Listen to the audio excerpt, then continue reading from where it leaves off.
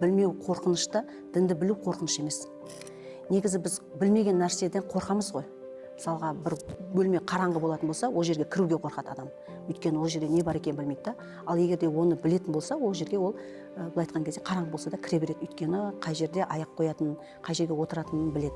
Сол сияқты дінді білу керек. Діни басқарманың негізгі бағыты мынау дәстүрлі исламды дәріптеу. Дәстүрімізбен біздің жаңағы дініміз ұштасып кеткен ғой. Біздің діннің жаңағы кейбір нелері, амалдары, нелері біздің дәстүрімізге еніп кеткен. Жаңағы қазір айтып жатыр ғой, дінге неғылған кезде олар тек қана намаздарын оқып отырады, олар дүниемен шаруашылық жоқ. Пайғамбар саллаллаху алейхи вассалам намаздың тұрғанның өзінде екі аяқта былай тік тұрамыз ғой. Соның өзінде екі дүниені бірге алып жүру деген нәрсе екен да. Айтады, 3 сағаттық өмірің қалса, 5 күндік жаңағы қамыңды жаса дейді. Яғни бұл жердегі ары қарап өзіңнің қамыңды жаса, екі дүниеге де жұмыс жаса деген.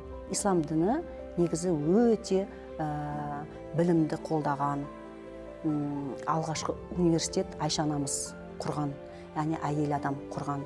Қазақстан мұсылмандары діни басқармасының жанынан әйел қыздар секторы ашылған 16 жылы. Қазір 3 бағытта жұмыс жасайды. Діни сауат ашу дейміз. Бұл жерде діни сауат ашу курстары, мына мешіттің жанынан тегін діни сауат ашу курстары бар. Бұл жерде олар имандылық сабақтарын, әдеп сабақтарын, сосын дін мен дәстүрдің ұштасқан сабақтары бар. Одан бөлек сосын Құран сабақтарын үйренеді.